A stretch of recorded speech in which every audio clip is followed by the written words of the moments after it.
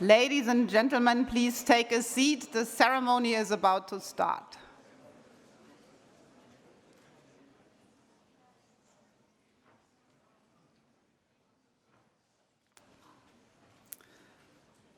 So, we are here, we are in Paris, and first of all, bienvenue. I'm very happy to see you all and greet you on behalf of us, the Goldschmidt Conference, and this is the first plenary, and we'll want to start out with pointing a few things about the specialities of this conference, a self-made geochemical conference. It starts out with empty halls in a conference center that we've picked and that we're trying to inhabit for a week. And then thousands of geochemists flush in and make this a lively place in the wonderful city of Paris that is very intriguing, very attractive also for outside activities. So this is the largest Goldschmidt conference ever to our knowledge. We are more than 4,500 geochemists from over 85 countries who give 2,255 talks and 2,278 posters. And please understand that posters are the most fabulous way of communicating your science because you actually meet scientists, you see them, they are real, they're talking about real data, you can ask them any question. So don't underestimate posters and please all come to the poster that are happening in 20 parallel sessions. And so that you manage the entire week, we'll serve you 7,100 liters of coffee so that you can also join all 5 fantastic plenary speakers. Don't miss a single plenary talk. We have the best for you here. And then you also need to go to the poster session, as I said, where you can experience 12,800 hours of beer in all the poster sessions together. And then you still have our cool social events to join, a rocking president who you will meet in a moment, and sparkling Paris by boat, and of course all the other great entertainments.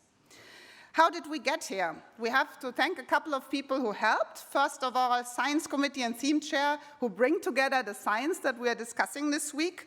And so we were formerly known as these names, so we have changed identities because we used up a lot of our friends in the theme chairs and a lot of your energy in merging a lot of sessions to the product that we feature today. Some people were unhappy about trying to squeeze in every little talk and every little bit of idea of what geochemistry is today.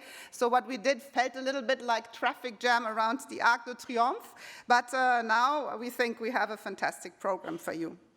I should also thank the organizing committee whom you have interacted with or will interact during the week. And I cannot talk about everyone here. Again, please understand that it is great that we have such a conference that we do by ourselves, by the community. Let me point out just a few people who you should know about. There are the great conference manager and business manager, Jackie Story, here setting up her white iron office in the middle of the hall, and then Marriott and Alice Williams with the European Association of Geochemistry booth right in the middle, in the center of the floor 2 that we are all running around with. And I would like to point out especially 2 people that you are normally not talking so much about, but who do a fantastic job in the background. First of all, Eduardo Amanati and his fantastic student team in red shirts. They are really the students who make everything work for you. And then Adina Payton, who built, together with others, a really nice student and mentoring program. So keep them in mind. They do a lot of the nice things for you. And now, before Marc Choussidon comes up on stage, who is the chair of the local organizing committee, I should also say a word about our great sponsors, the Platinum, Palladium, and Gold sponsors, which are also working hard and sponsoring us so that we have this fantastic conference experience. So wish you a great week. And Marc, please come to stage.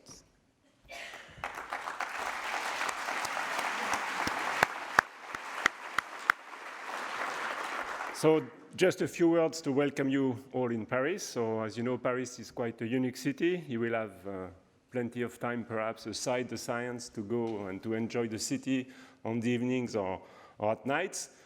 August is perhaps the nicest time in the year to visit Paris because it's empty of traffic and cars. Many Parisians prefer to stay in Paris in August to enjoy the city and not to go to summer holidays.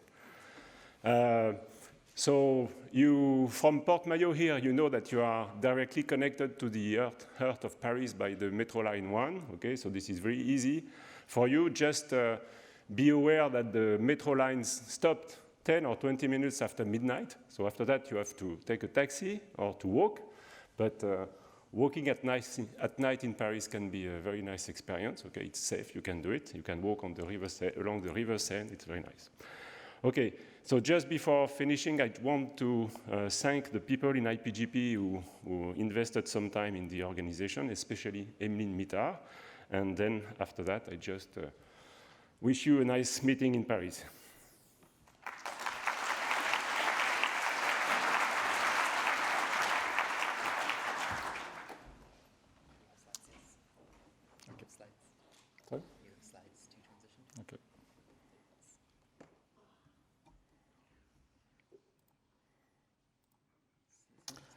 Hello, good morning everyone. I'm Bernard Marty. I am a president of the European Association of Geochemistry, and on behalf of our society and the Geochemical Society, I also wish to welcome very warmly you to the 27th Goldschmidt conference, and of course in the beautiful city of Paris. I'm sure you will enjoy this week. So one of the important tasks of our society is to recognize scientific excellence at all stages of careers. So I am honored to present you today with the 2017 award of the European Association of Geochemistry. And just before I start, I would really like to thank first the award committees who worked timely and very efficiently to sort out the nomination, and all of you who presented nominations. That's a very important task. And I strongly encourage you to take a moment to recognize the serving colleagues and nominate them. The nomination campaign is open now, so please think about 12-18 nomination. So our first award is a Harold Urey Award, recognizing outstanding contribution advancing geochemistry over an entire career. And this year, the award goes to Professor Eiji Otani from the Tohoku University, Sendai, Japan. Professor Otani is an outstanding academic who has mastered the deep earth geochemistry, mineralogy, and mineral physics. His work has really transformed our understanding of the interior dynamics and early evolution of the Earth and terrestrial planets. Professor Otani, in recognition of your remarkable achievement, let me present you with the 1270 Urey Award medal.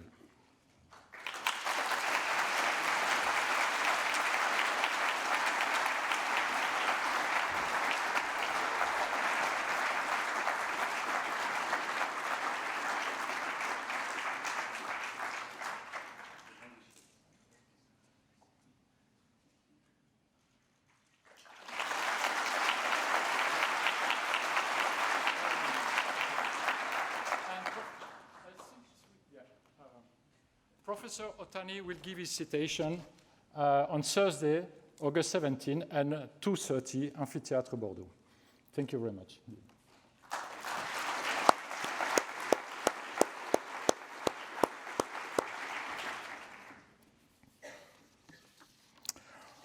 Our second award is the Science Innovation Award, recognizing mid-career scientists. And this year, it is named in honor of Heinz Lovenstam for his work in biogeochemistry. I'm delighted to present this award to Bo Tamdrup from the University of Southern Denmark. Bo had made significant contribution to the field of aquatic biogeochemistry, advancing our understanding of the nature and dynamics of microbial cycling of elements in the sediment and the water column. Bo, in recognition of your innovative work, let me present you with the Heinz Lovenstam Medal.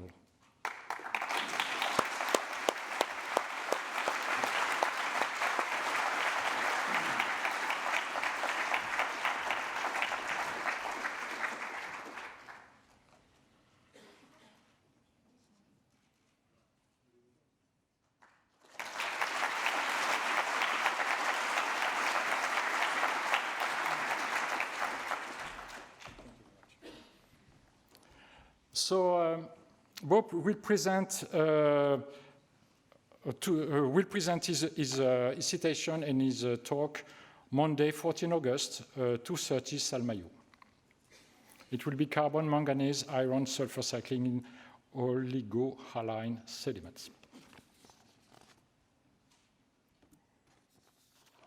And our final award is the Friedrich Utermans Award, recognizing the excellence and the exceptional contribution of a younger generation.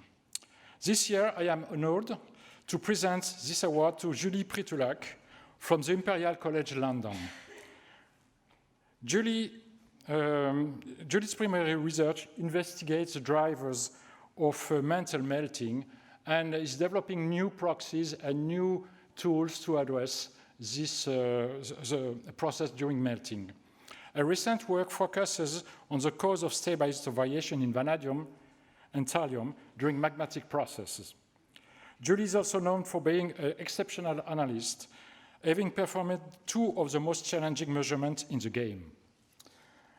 Julie, in recognition of your exceptional achievement, I am honored to present you with the 1217 Utermans Medal.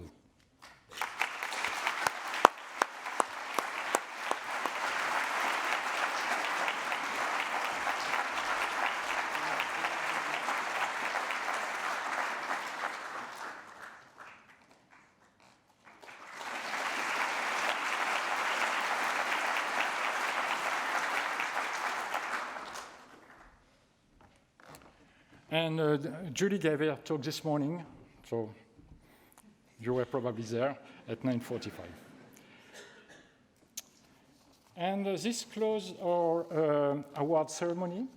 And now, again, thank you very much for being here. It's a fantastic honor to have you in Paris. And now we are going to the plenary lecture for 2 days, and I will leave the word to Marc Chaucidon, who will introduce the lecturer. Thank you very much.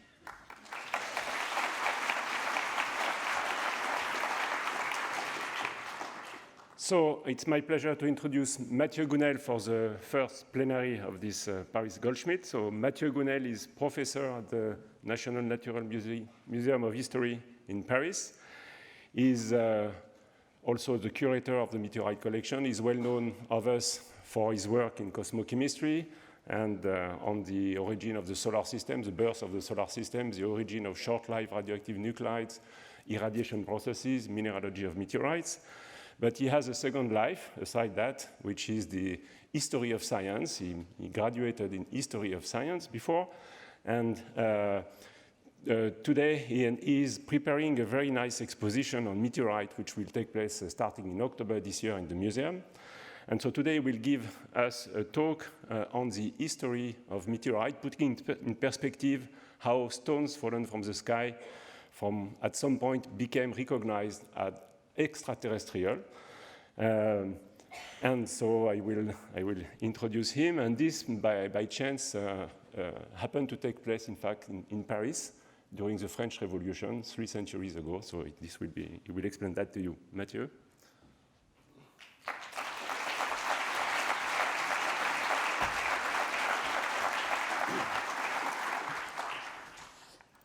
Thank you very much, Marc, for this kind words, and thank you, Marc and Bernard, for having invited me to speak about the history of meteorites. And so not everything happened in Paris, and actually I will put it in a wider perspective, though still European. So meteorites have been known for men for a long time.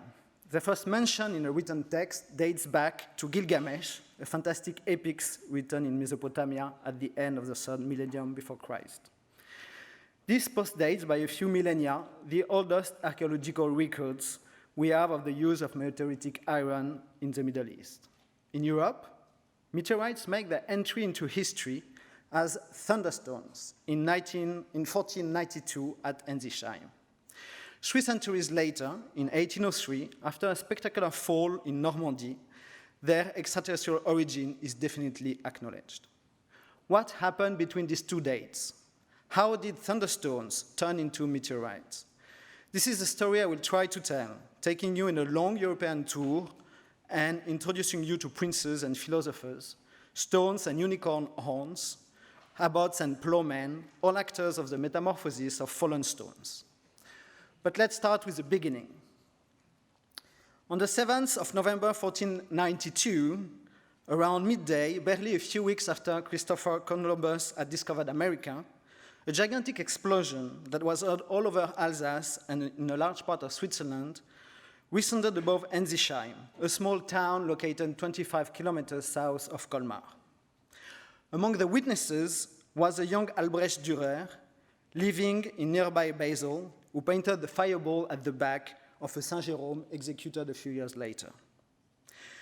A few weeks after that extraordinary event, broadsheets, Flugblätter in German, entitled On the Thunderstone Fallen at Ensisheim in the year 1492, were distributed along the whole Rhine basin. Printed in Basel, they combine a poetic text written in Latin and German and a woodcut. This is actually the first known visual representation of a meteorite, if one does not take into account the Heliogabalus coins minted in the early 3rd century after Christ. The author of the broadsheets was Sebastian Brandt, a then very renowned lawyer and poet, who made his way through posterity as the author of The Ship of Fools. Believe it or not, but this was probably the most popular book of the Renaissance, and he sold probably tens of thousands of copies. At that time, Brandt was a law professor and dean of the University of Basel. Together with other scholars, he was part of the entourage of Maximilian I of Habsburg, king of the Romans and putative heir to the Roman Holy Empire. For those who might not know, because it was a long time ago, the Holy Roman Empire was a large political entity which was founded in 962 by Otto I. It lasted until 806, and its extension, quite variable, roughly coincided with that of modern Germany. As a major actor of European politics during Middle Ages, Renaissance, and modern times, the Holy Roman Empire was, at the time of their Ensisheim fall, fighting both the French and the Turks, who were at that time allied. The emperor was Frederick III of Habsburg, father of Maximilian. Like other scholars of his court, Brandt was providing advice to Prince Maximilian that was mainly based on astrological science. This was not at all, this was a rule at the time. Through the study of planetary positions, the past could be understood and the future predicted. Driven by personal conviction, as well as career reasons, Brandt's astrological predictions followed and anticipated Maximilian's agenda on political matters, such as the supremacy of the Habsburg dynasty or the way foreign wars had to be conducted. From the very verse of his poem, Brandt assigned the fall of the meteorite to the order of marvels. I quote, "He who enjoys reading about the marvels of ancient times should also compare hours of recent days." He then invokes other prodigies that had recently occurred, such as a storm cloud that expelled a great stone, marked with a cross and secret signs. According to Brandt, the Ensisheim fall portends a great future event which may overcome our evil enemies, namely the naughty French. The Ensisheim stone was therefore considered as a prodigy, prodigium in Latin. Prodigies were very numerous at the time, a lot more than now. They included the fall of blood and crosses, the birth of deformed animals and humans, the appearance of comets. Like other prodigies, the fall of the meteorites was viewed by the Renaissance men as an infringement on the natural order of things, as a sign addressed to man by the divinity. As such, it had to be interpreted because its meaning was hidden. Brandt was an expert in prodigies interpretation. For him, the Ensisheim fall announced great things to come and was an incentive for Maximilian to fight the French king, Charles VIII, who had recently ravished his wife, Anne of Brittany. Obviously not for love reasons, but for political reasons. Prodigy interpretation was not a new practice, though. Romans already had their prodigies and prophets. What was fairly new at the time of Ensisheim were their systematic use as a way to shape politics, as well as the large audience they had. Printing had been invented a few decades earlier and ensured a quick propagation of the news via provocative text and spectacular images. Thanks to the broadsheets, the meteorite fall had clearly been transformed by Brandt into a powerful means of propaganda, whose efficiency was ensured by their wide dissemination and their bilingual nature. This is one of the first texts which appeared both in Latin and vernacular language, namely German. There was actually a competition between scholars to win the favors of Maximilian through the most efficient interpretations of the fall.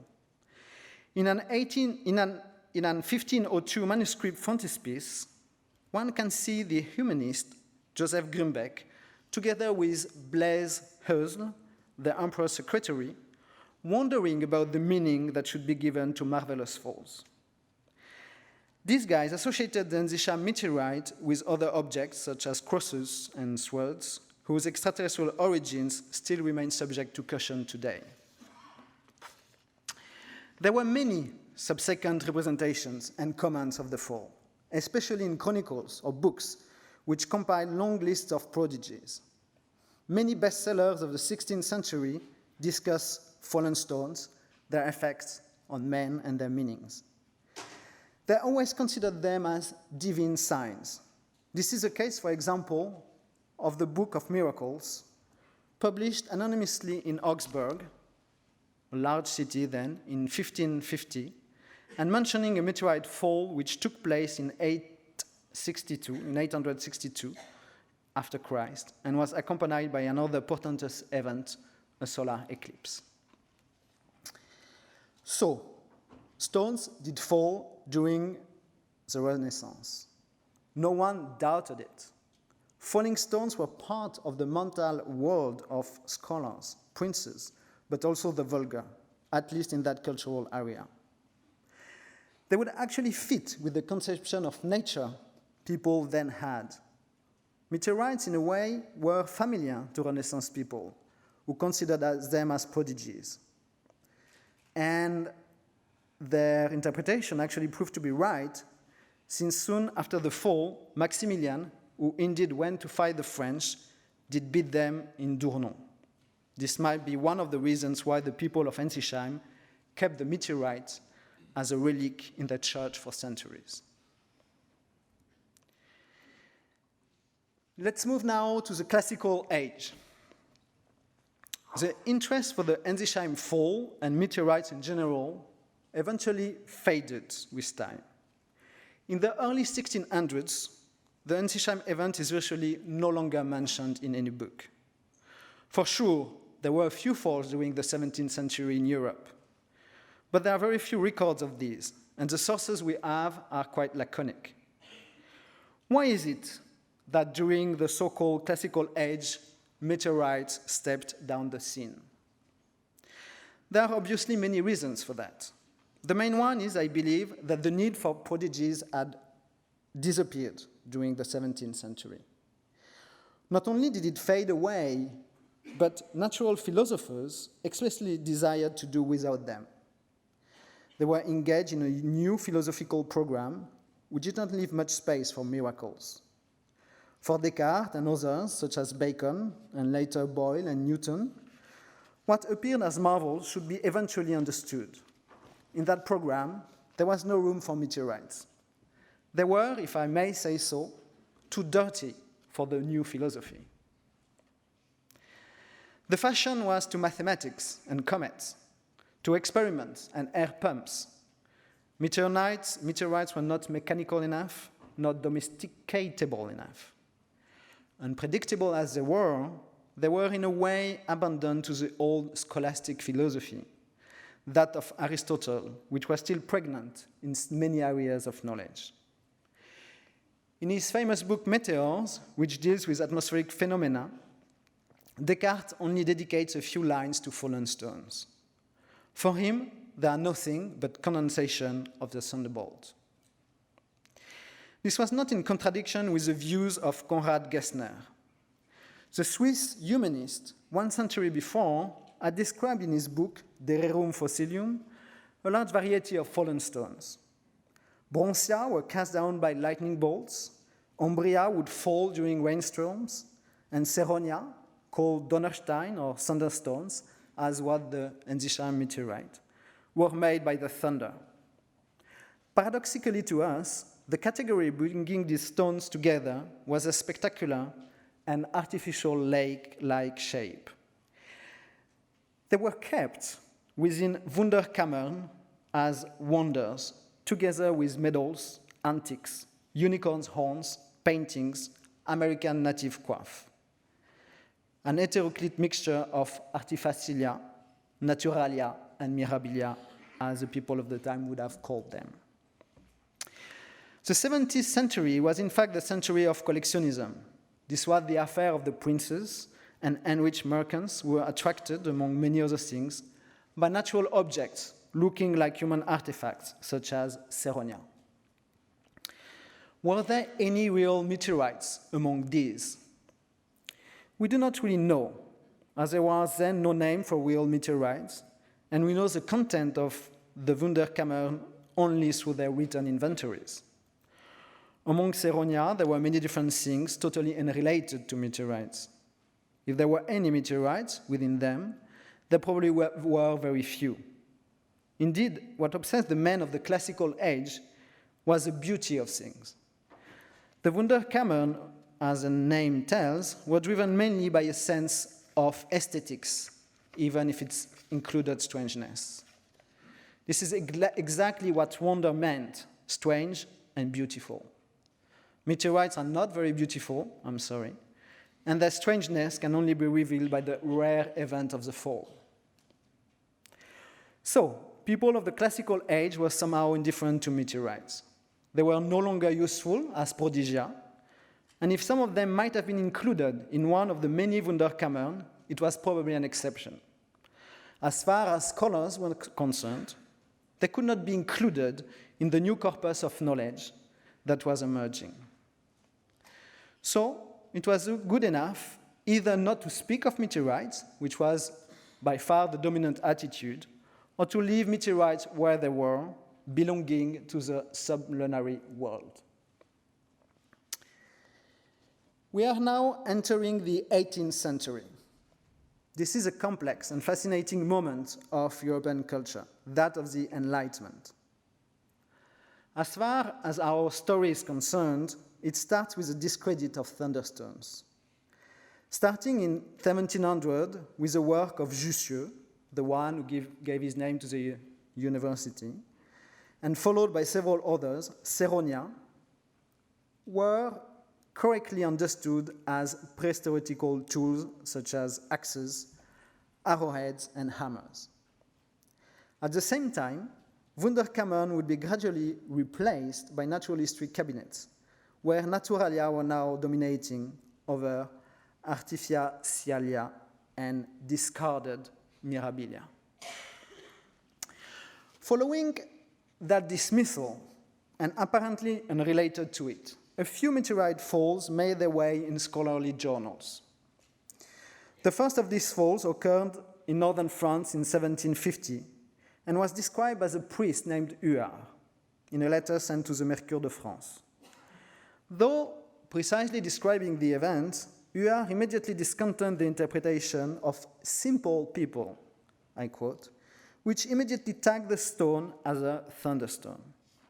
For his part, he believes the stone could have been only volcanic in origin, despite the fact that there were no volcanoes in the area.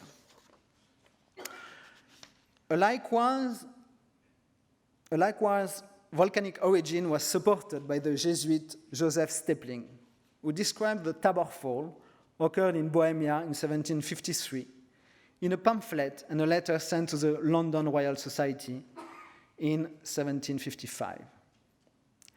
The volcanic origin was also favored by the abbot Domenico Troili, who described the fall of Albareto occurred in 1766 near Modena in Italy.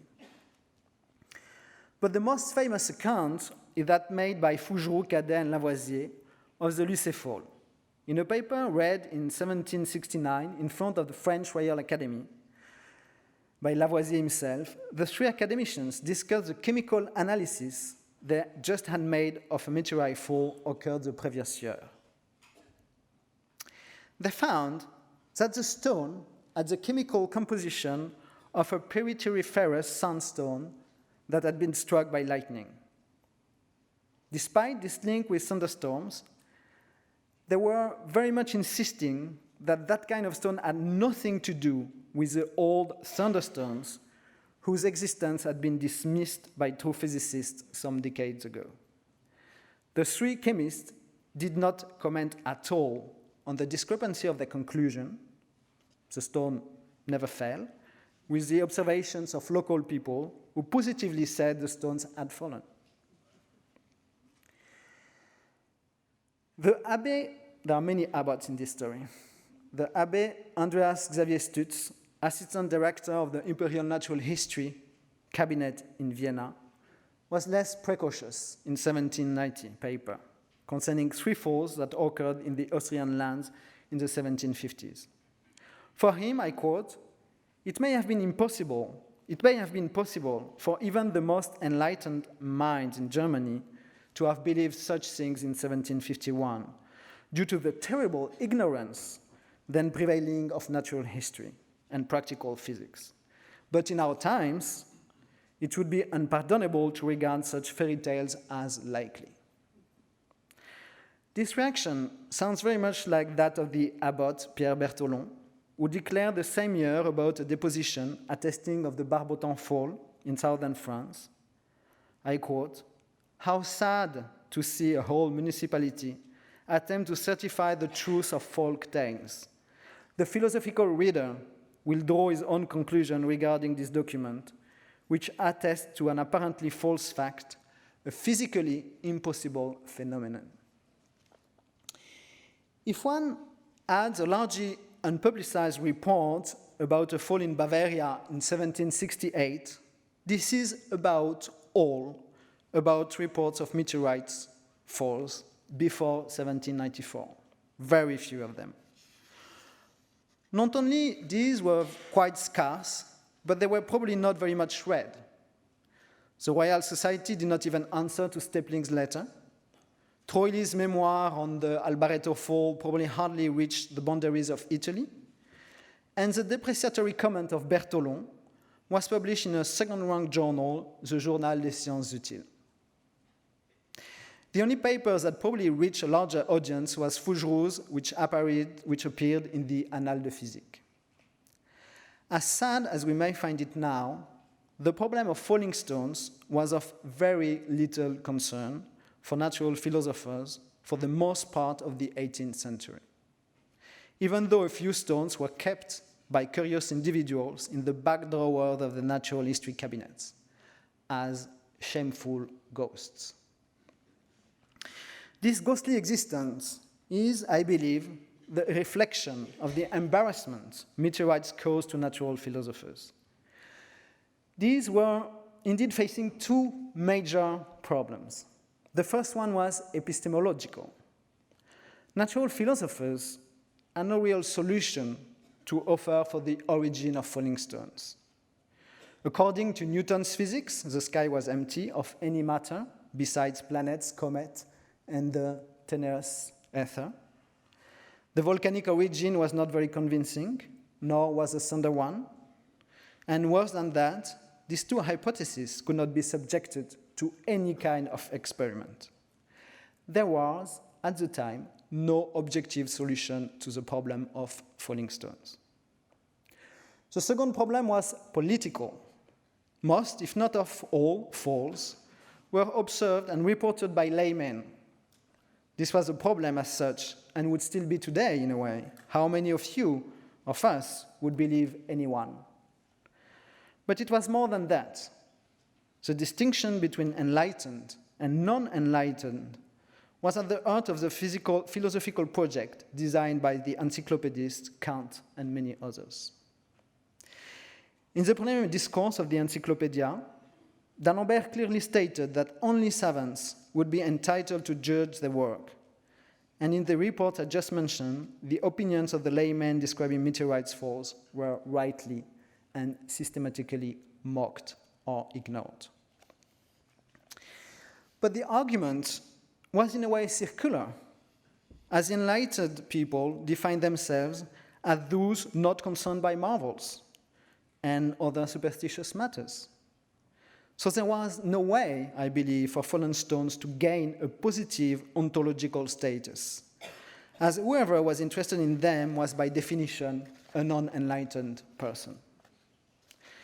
Natural philosophers, obsessed by their social status, by fear of ridiculous, had fallen into their own trap.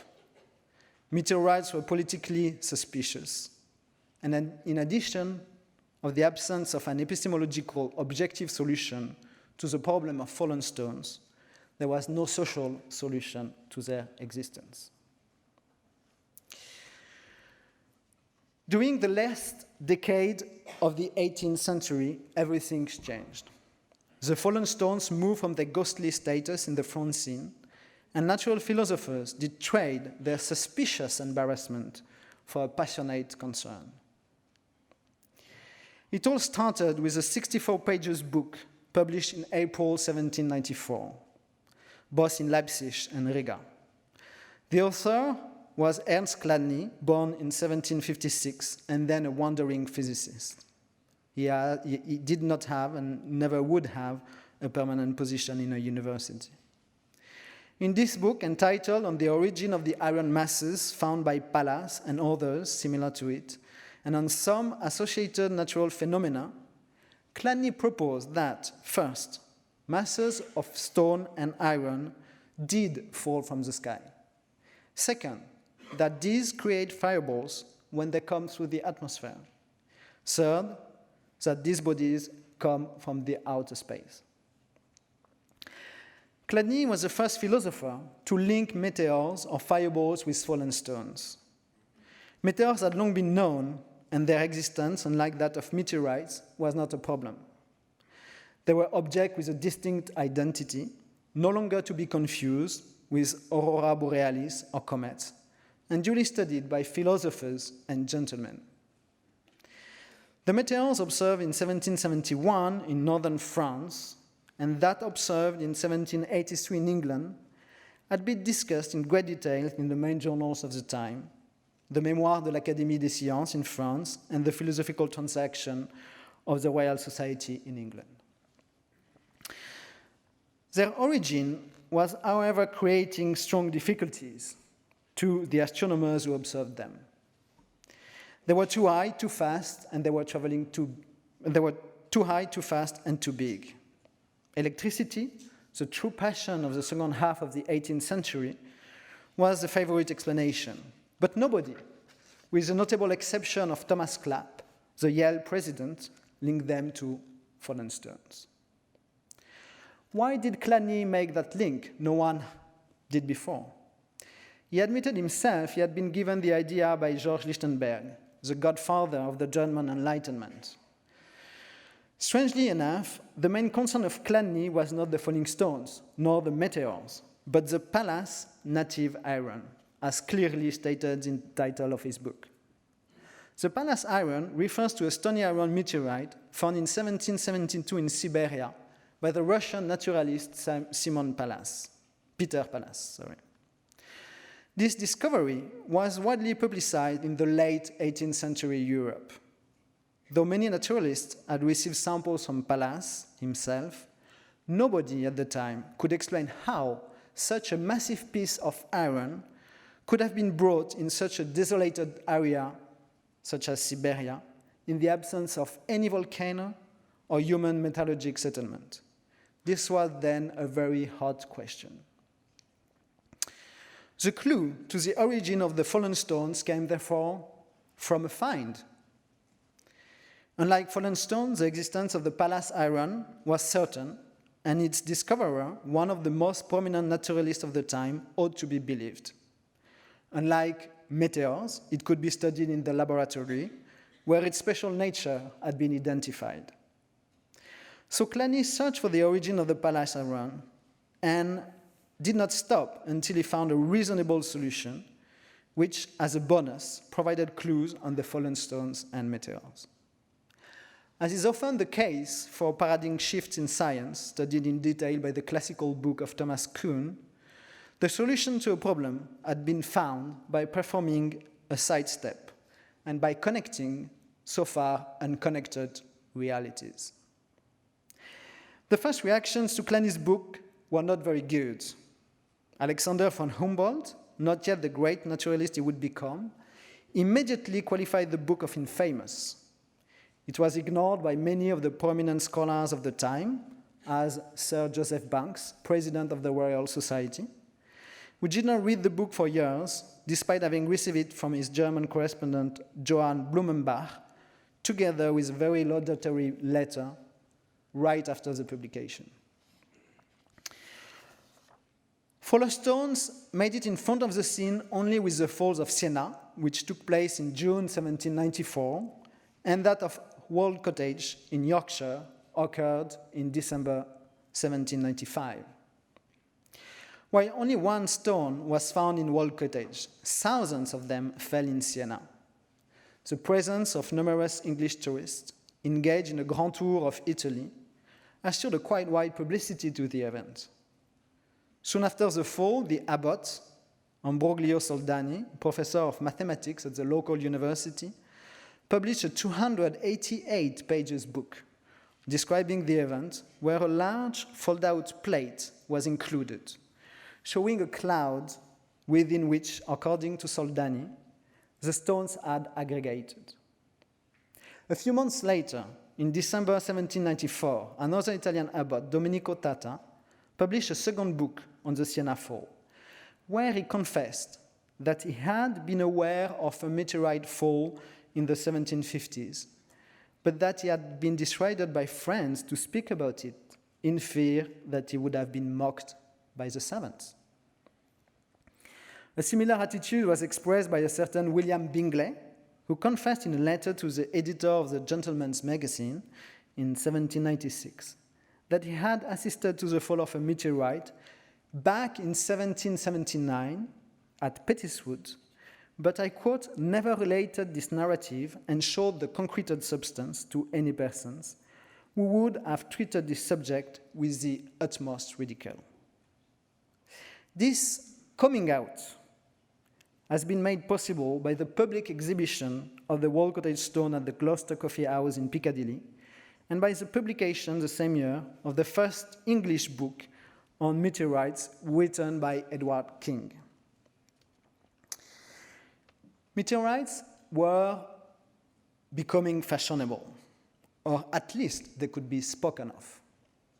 In 1797, an engraving of the Wall Cottage stone appeared in the Gentleman's Magazine. Howard Topham, who had recovered the stone and had organized a Piccadilly exhibit, erected in 1799 a monument to celebrate the fall. Although rare, some scientists started to publicly express their support to Clany's ideas. As thoroughly analyzed by Ursula Marvin and Simon Schaeffer, a controversy about the existence and nature of the fallen stones spread all around Europe in the early years of the 19th century. Did stones fall at all? If yes, were they of extraterrestrial origin, as Clany claimed? Or did they agglomerate in the atmosphere, as Soldani believed? Could they be volcanic? The debate was hot and concerned the main European countries of the time. One might have thought that the controversy would end with the chemical analysis of Edward Howard, the young English chemist, encouraged by Sir Joseph Banks, had gathered samples of 4 sulfurs and 4 native irons to perform chemical analysis. He found that all the stones and all the irons originating from different places contained nickel, a rare element that had been discovered only 5 years before and was rare on terrestrial rocks. Despite what would now look as an irrefutable evidence, Howard remained cautious and concluded his paper in the Philosophical Transactions by two mere questions. First, have not the fallen stones and what are called the native irons the same origin? Second, are all or any the produce of bodies of the meteors? The objective problem was apparently solved. Nevertheless, embarrassment lingered, and many philosophers remained skeptical. The chemical analysis did not prove anything. Could not nickel-rich objects form in the upper atmosphere? Howard himself was cautious and would not put his neck forward for fear he was taken as vulgar. The famous mineralogist Eugène Patrin clearly stated the problem in the early 1803. I quote, "One must observe that all persons named by Mr. Howard, none speaks as a witness. They only report what they heard by hearsay from people who are not named and whose testimony seems at the very least insignificant. Furthermore, nobody ignores that thousands of stupidities have been certified by thousands of witnesses of that kind. The fear of ridiculousness, the distrust for witnesses, were still an obstacle to the recognition of Glagny's ideas. To solve the political problem, a political move was required."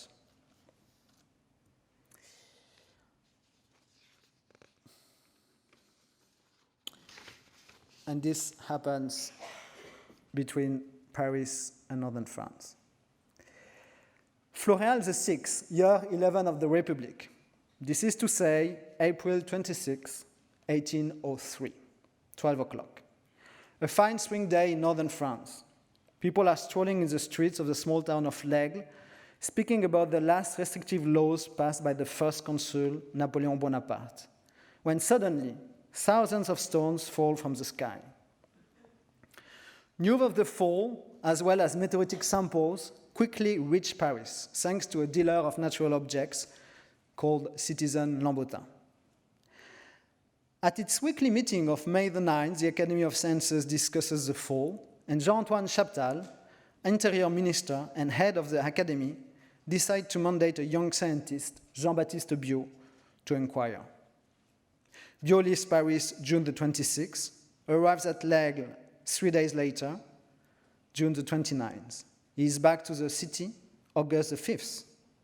Only 13 days after his return, he reads to the Academy a relationship of the trip he had made to L'Aigle, and his conclusions are that stones fell at L'Aigle in April 1803. The Biot report is published by Baudouin in late August 1803. In the meantime, Lambotin had moved the stones from a small natural history cabinet where he had showed them for a few weeks to the panorama of Capucines, a large and popular amusement park in the center of Paris. In October 1803, the Professor Prévost writes that few facts are more established in physics than the fall of meteoritic stones. And within a few months, we move from doubt to certainty. The report of Biot of the meteor of Floréal VI and on the fall of stone that happened at the north of L'Aigle leaves nothing to be desired in that respect. Biot had therefore ended the controversy of the falling stones and brought into existence the ghostly stones of the 18th century. To achieve that success, he went out the library and the laboratory where Chladni and Howard had worked and went to the crime scene. In leaving the traditional spaces of scientific activity, he could once for all resolve the question of the testimony central to the political problem of the fallen stones. At L'Aigle, Biot took great pains to interview a wide variety of witnesses, having no connection with one another, and coming from a large diversity of social and professional backgrounds. Although he emphasized on the moral qualities of some of them, such as two clergymen and an elderly lady, he gathered most of his testimonies from plowmen and uneducated individuals. By bringing together stories made by enlightened men with those gathered in the countryside, Biot convinced the reader that stones fell from the sky at Leg. Moreover, the very diversity of social origin was exactly what made the phenomenon absolutely certain. I quote, "All these persons, so diverse in professions, customs, and opinions, having little or no relations with one another, agree all of a sudden to testify the same fact that they have no interest to suppose." What Biot shrewdly demonstrated by placing everyone almost on the same footing was that one can trust the reports peasant made on the Leg fall. He established, therefore, a posteriori, the general reliability of laymen's testimonies about meteorite falls, and solved the problem of the witnesses' trustworthiness. This would have been impossible had not Biot visited himself the spot where the meteorite fell. So now one might want to ask, why was Biot the first philosopher, scientist, as they were starting to call themselves, to travel to the site of a meteorite fall? The answer to that question lies, I believe, into the establishment of a new politico-administrative structure that was being established in France and whose goal was to shape the social order desired by Bonaparte. Statistical tools, schools, museums were being developed at a high pace in order to know, classify, and in fine organize France. State agents, such as teachers, engineers, and prefects, realized the thorough networking of the French territory. In such a politico-administrative structure, there was no room for the non-understood, the unclassified, and the anomalous. And what is more anomalous than a meteorite fall? It happens at any time, any place, without warning. It is a spectacular event whose descriptions, often evoking war and destruction, cannot be ignored. Not only is it sudden and unpredictable, but philosophers are unable to provide any firm explanation of the phenomenon.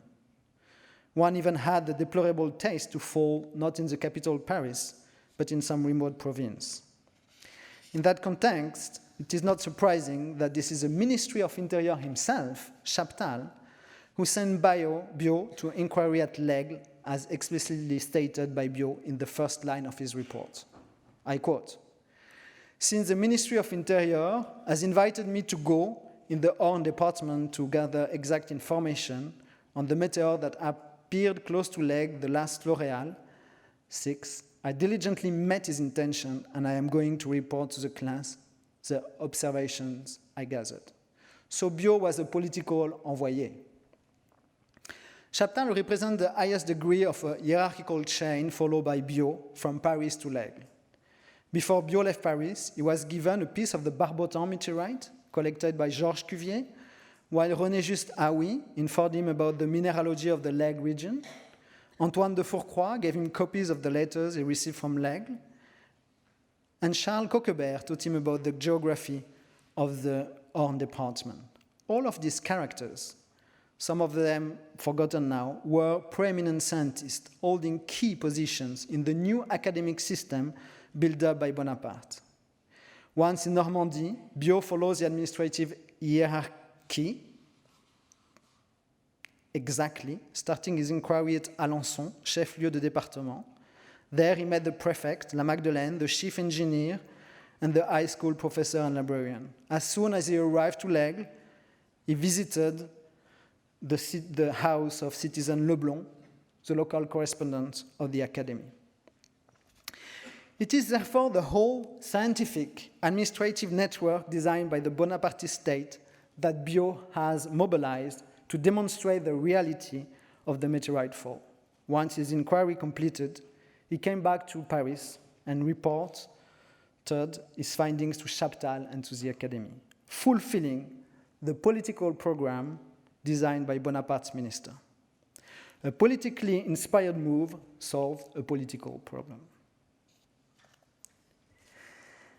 Let me finish now with a few reflections about history of science and history in general. Our meteorite strip is now almost completed. Within a few years, from 1803, they would enter the newly created Natural History Museums, where they are still now. This was a long way. Meteorites started kept in the church as a relic. During the Classical Age, they were possibly preserved in Wunderkammern as thunderstones, together with other naturalia and some artificialia. The enlightened people kept them secretly in natural history cabinets and considered them as curiosities until they were taken out to the laboratory to be chemically analyzed. In the meantime, bold merchants, such as Lambotin or Topham, would have started to expose some of them in public spaces, such as the Gloucester Coffee House in London or the Panorama des Capucines in Paris. In achieving that trip, meteorites, little by little, started to be represented by themselves and for themselves, as can be seen by contrasting these two images. They abandoned their prodigious nature and were separated from wonders such as unicorns' horns or corals. This process of distinction is essential in the development of modern science.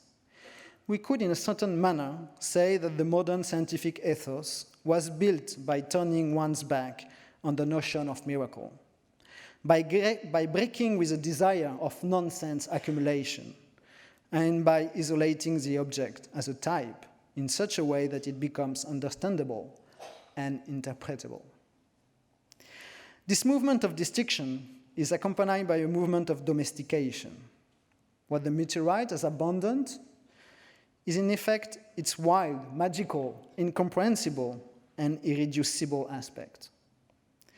From a sacred and fantastic thing, it has become an object of collection and then of science. The meteorite has metamorphosed itself into a cold, neutralized object fit for scientific displays in museums. The passage from thing to object is accompanied by a distancing of human beings. As you might have noticed, all images of meteorites, prior that published by Soldani in 1794, show a human being of one of its artifacts together with meteorites. Meteorites are never alone. See again the two images shown on the screen. It is at that moment, when they are becoming scientific objects, that meteorites are shown alone. The domestication of a meteorite is accompanied by the training of human beings, more precisely the scholar, from then on invited to disappear from the world of things. This distancing of man is a condition and the consequences of a renewed thought of the idea of nature, where the notions of causality and objectivity have become essential. As much as we have made meteorites, meteorites have made us. This modern world toward which we have gradually moved and whose meteorite conceptions and representations are the symbol is, however, I believe, not a necessary world. It could have been different. If the history I told you here gave the impression of necessity, it is, of course, due to the particular perspective that the historical narrative imposes. If we are, by definition, heirs of the history which has made us, it goes without saying that we live in a singular world born out of many possible worlds. Neither is history linear, insofar as each era, each epoch, is organized around its own questions and obsessions, which should not be seen only as the precursors of the following era.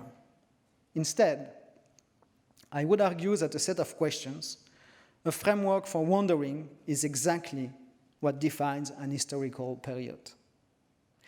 A great French Hellenist wrote at the end of his career that what he had aimed at from the very beginning was to look at the moon with the eyes of a Greek. History is nothing but the effort to understand, as well as we can, the way other men collectively thought and lived. The relative incommensurability of the perception and understanding between now and then appears especially clearly when one looks back at the Ensisheim time. During Renaissance, nobody questioned the fact that meteorites were falling, nor was anyone concerned with their origin. They were questioning their meaning as prodigies sent by God to guide the human action. Meteorites were metaphysical objects rather than physical ones. And this point of view lasted for decades, until the need for prodigies faded, because European culture entered gradually in a new regime of knowledge. During the 16th century, the Ensisheim meteorite was drawn and spoken of because it had a clear epistemological status that pre-existed to its fall. That epistemological status is clearly not the one it has now. It is not wrong, not right. It is just different. This is not to say that there is nothing such as truth. The understanding we have now of meteorites is probably now closer to reality than the one shared by Maximilian and Brandt. But we should not forget that, however complete it seems, the scientific discourse is only a partial description of reality, and that it is a produce, as any of the human achievements of history. Thank you very much.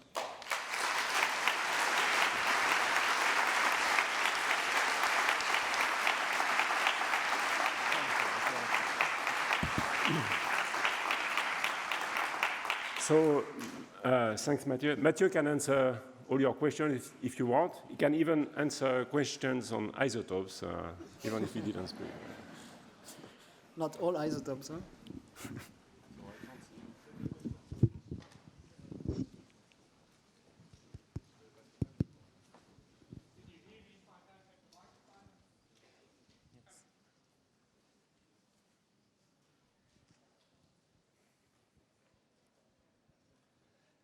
Thank you for that excellent talk. Are there any depictions of meteorite falls in prehistoric cave paintings in Europe?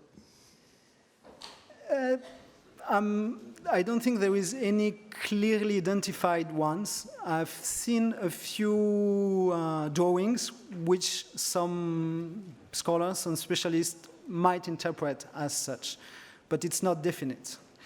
For a long time, it has been very difficult. People were confusing comets and meteors, so it's also very difficult, even after prehistoric times, to know whether people were trying to represent meteors or comets.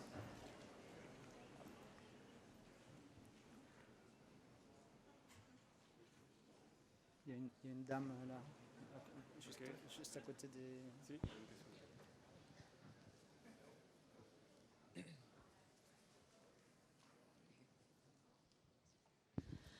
Since most chondrites are ordinary chondrites, are there any mentions of chondrules and what they thought about it? The first description of chondrules was made by de Bournon, a French mineralogist exiled in England, and he was working with Howard, and so this dates back to 1802. So this is the first time, as far as I know, that chondrules were described in literature. And he described them as stony globules. Thank you for your great talk. I have one question from the record of meteorites that we have in all of those museums and Wunderkammern and elsewhere. Does some patterns emerge? Can one actually use the data of collections to see something about sizes, about where they fall, when they fall, about dynamics? Well, you mean the dynamic of the falls? With these old meteorites I mentioned, some of the meteorites I mentioned turn eventually to be into museums, like in Wien, which has one of the oldest among the oldest meteorites, or in the Paris Museum. But these ones we cannot reconstruct the orbit. But I did this exercise years ago with the Orgueil meteorite, which fell 1 century after in France in 1864. And then meteorites were accepted, and the meteor was very clearly described, and we could reconstruct the orbit. But I doubt that prior than that, it is possible. So I think this is enough. Okay, no question anymore. So thanks, Matthieu, again. Thank you.